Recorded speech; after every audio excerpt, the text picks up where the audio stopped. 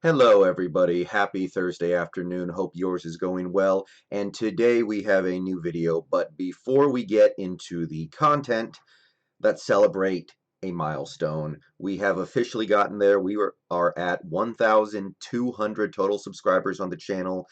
Thank you to everybody who's joined the channel in the last day or two to make this happen.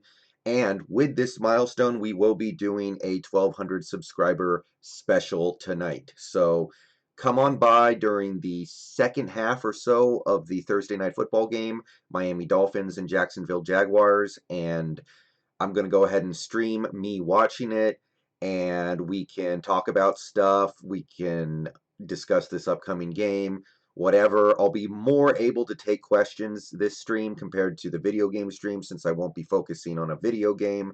So if you want to come by and hang out with me, watch the second half of a pretty crummy football game, let's do it. Hope to see you guys there in a few hours. So, today we will be taking a look at the state of the Seahawks pass rush through 2 games. We're going to be trying to isolate each individual player to see how they are doing. We want to make sure that we are giving praise to the proper players as well as being concerned about the proper players. We can look at this team through 2 games and honestly say the pass rush is not playing well, but who can we give credit to in that, and who do we need to single out as underperforming so far? So I'm going to get through this real quick. After 2 games, here's what we have. Let's start with Rasheem Green, probably the biggest concern I have on this team's defense right now. He did not play on Sunday, so he did not accrue any more pressures. He is still at 1, and his injury status for this week is unknown. I don't have a lot of information here, but I don't feel good about it.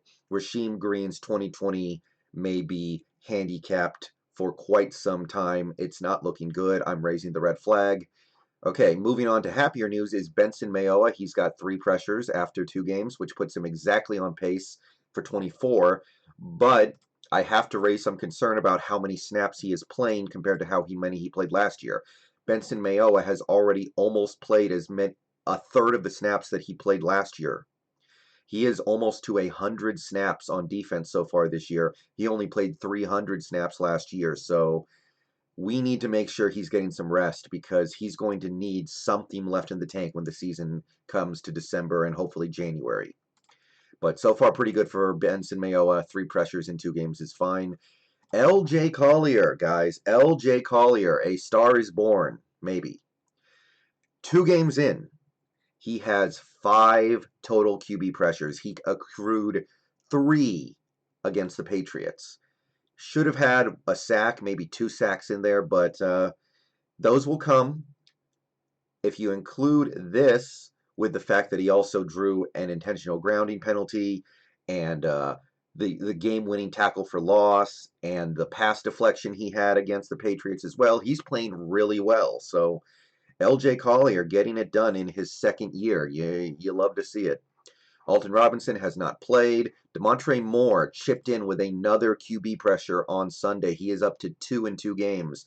And for a guy who's not playing that much, that's pretty good. I'm pretty happy with what we're getting from Demontre Moore. DeAndre Walker has not yet played. Jerron Reed. Look, guys, I know Jerron Reed gets held and never gets a call constantly, but this is starting to become a problem. He's played over 100 snaps. I think he's played over 120 snaps, and he has 1 QB pressure. I need to see this number start going up, or else it's going to be a problem. Especially when you look at the rest of the defensive tackles on this team, and none of them look like they're going to get much pressure this year at all. So, Jerron Reed, this number needs to come up. I know you're working behind the 8 ball a little bit, but I need to see a little bit more. Poona Ford, nothing yet. Brian Monet, nothing yet. Although reports are that he's doing quite well in terms of winning his pass rush battles.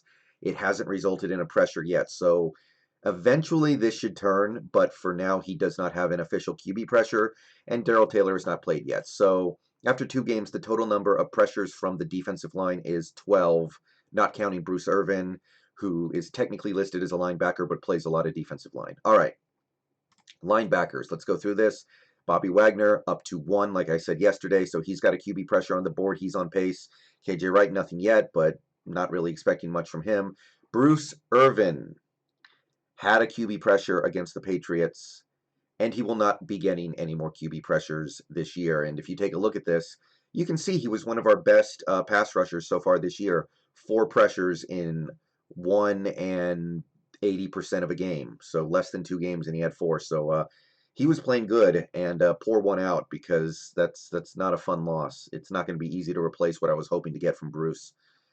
All right, Jordan Brooks, nothing. Cody Barton, nothing. But we're going to have to raise our expectations for these two guys a little bit because they're going to be playing more now that Bruce Irvin is out, and KJ Wright clearly can't be on the field as much as he was last year. So these projections, throw him out. Throw him out. Get him out of here. Get him out of here.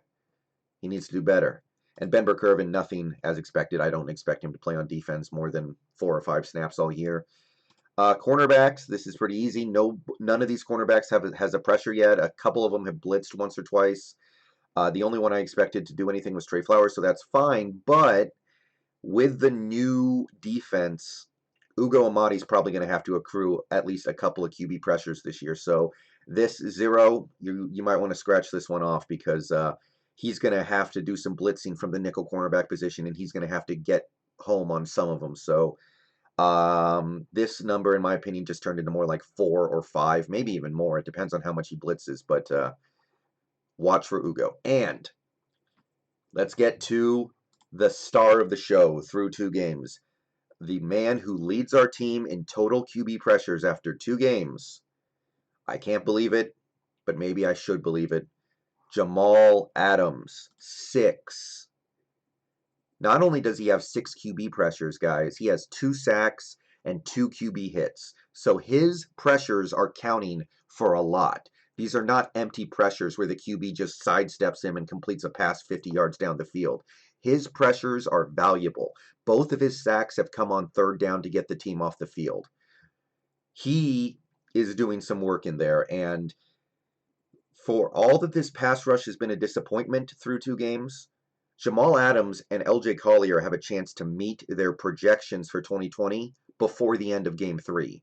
In fact, against this Cowboys team, I'd say there's a very good chance they both should, or at least come very close to beating their season projections in only 3 games, which, hey, that's awesome. I'm here for it, but thank God for this guy. That's what I can tell you right now.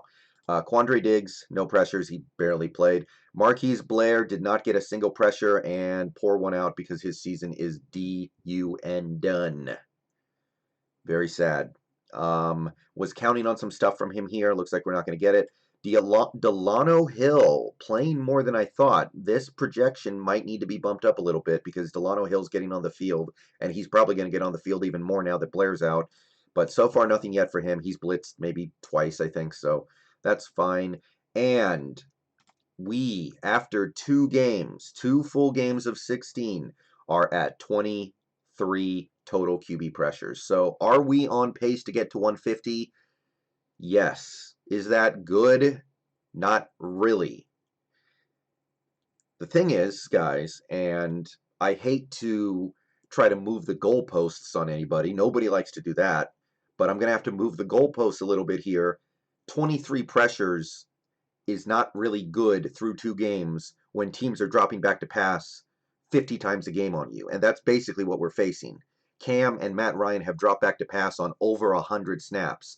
And if you count the pressures where multiple players got a pressure on the same play, so like you had that play where LJ Collier should have brought down Cam for the sack, but he missed the sack, and then Jamal Adams came in and cleaned it up, forcing Cam to throw it away with the QB hit.